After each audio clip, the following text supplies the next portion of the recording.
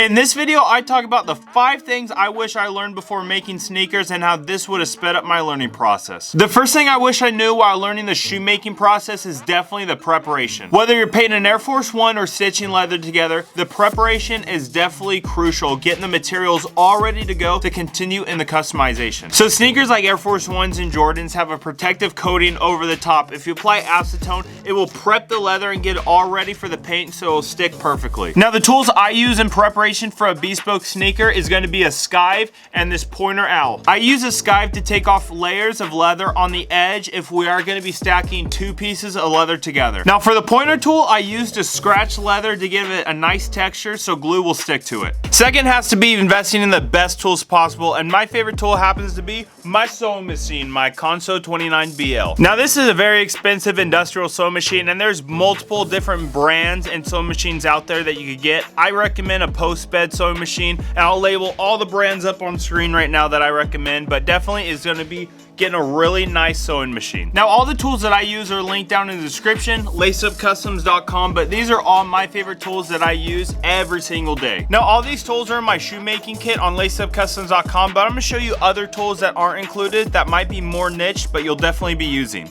A metal measuring stick is definitely something I use all the time. It's not quite a yard and it's not quite a foot. It's 24 inches long, just enough for all the materials that I'm going to be using. But why I like it is because the metal finish, it's easy to cut on the edges so you aren't cutting into it like a traditional wooden roller. Second is something that I talk about all the time in all my other videos, but I definitely see people using a lot cheaper glue than what I like to recommend. This is what I use. Right here, Renia, this glue right here, as well as barge cement. These are the 2 best glues you could possibly get. Don't get the cheaper glue. This lasts a long time and it's very easy to get. Saving up to get a really nice sewing machine is definitely something that's really hard sometimes just because the pricing of a sewing machine like this, an industrial sewing machine. But just smaller tools like lasting pliers can definitely last a very long time and be a lot easier on you while lasting the full-on shoe. Lasting definitely is a process that comes first. They always say last comes first, and that also ties us into our third thing, which the last comes first. Before the next step, like, subscribe, share it with someone, share it with another person, share it with your pet, share it with your dog, cat, share it with someone, like, subscribe, turn on notifications, join the shoemaking course, link down in the description. Now with last being out there's definitely the low budget and then the higher end budget, and you obviously want to get the higher end ones because not only do they last forever, but also the quality of it is what you really want. It gives the shape of the inside of the shoe as well as fits perfectly onto the sole. Now whether if you're making a sneaker, you definitely want one that fits the sole perfectly, but then they also vary if you're making something like a boot or a sandal. Now there's different websites out there that offer these lasts, and they all vary as well, just depending on if you're making your own pattern and you're making your own shape of the sneaker, or if you're getting one that just fits already made soles like a Jordan 1 or an Air Force 1. Now all my lasts do vary and they differ depending on what type of sneaker they're made for, whether it's for a boot, a sandal, an Air Force 1, a Jordan, a Dunk. You've seen them all, and they all bend at different areas. So sometimes they bend at the hinge and some other times they bend all the way up. It just depends and varies on the brand of the sneaker.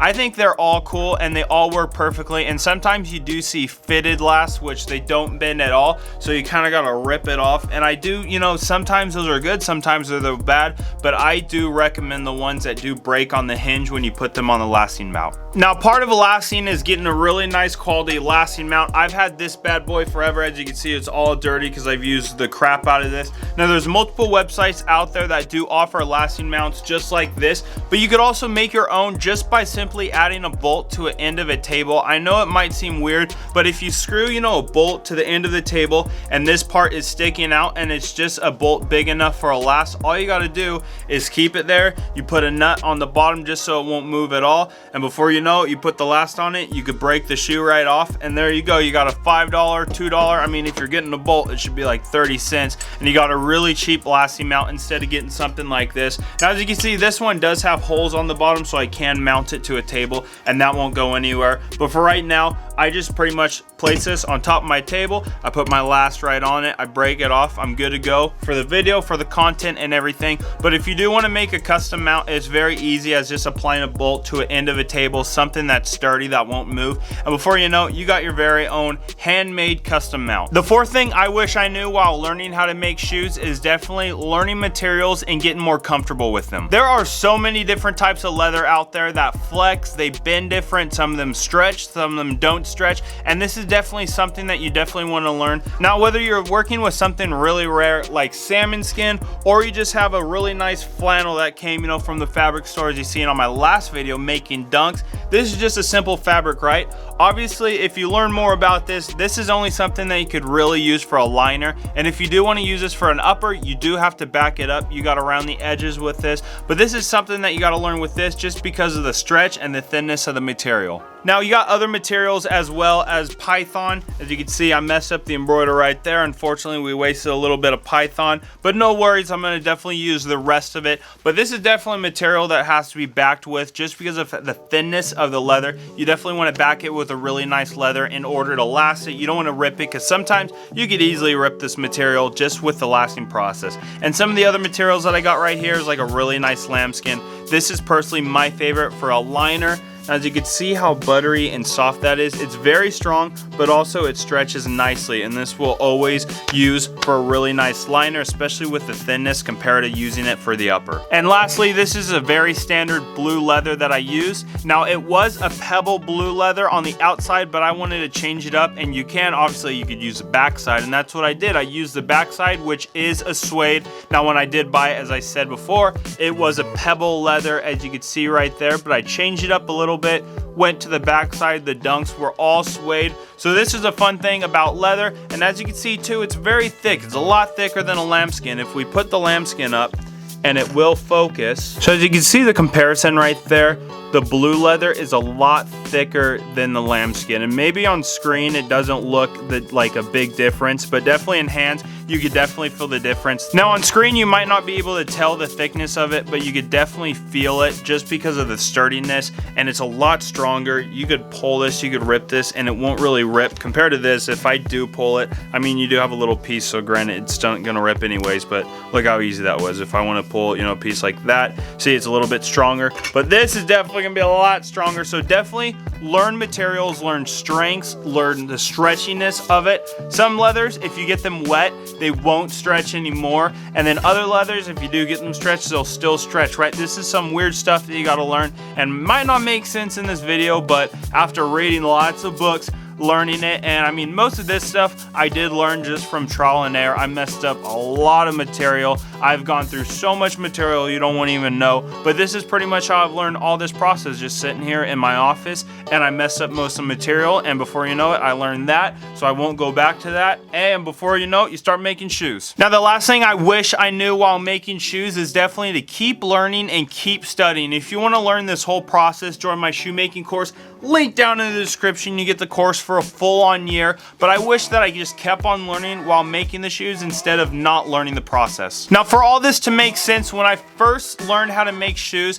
I kind of cut off there. I kept on making shoes, but I didn't keep on learning. Now, what do you mean by keep on learning? Well, now I'm reading books on shoemaking, as in boot making, sandal making, orthopedic stuff, learning about the bones in the foot, the arches in the foot, the muscles in the foot. All these, you know, depict on how to make the perfect shoe, and obviously I'm still learning, but these are all books that you can get, you know, on Amazon, you can get at a bookstore. Now, to simplify what I'm talking about, when I first learned how to make shoes, I kind of cut off after I learned what I needed to learn. I didn't keep on studying, keep on learning, but now what I do is I read, you know, boot making books, sandal making books, orthopedic books. I'll learn, you know, the muscles in the foot, the bones in the foot, different arches, different whatnot that you got to learn in a foot to make the perfect shoe and design the shoe, right? This is a very simple book, but here's a book that my sister got me. It just shows, you know, a little description, but this is pretty much just a picture book. It shows pictures of dunks, but you know, this could use inspiration just for colorways, for material ways, for different styles of shoes. You know, there's so much stuff in here that you could learn and that you can see just from details off of a sneaker. If I keep on looking, you know, there's multiple things that you could learn. Like, for example, right here, you see that they're layering just one piece of white leather behind the front wing.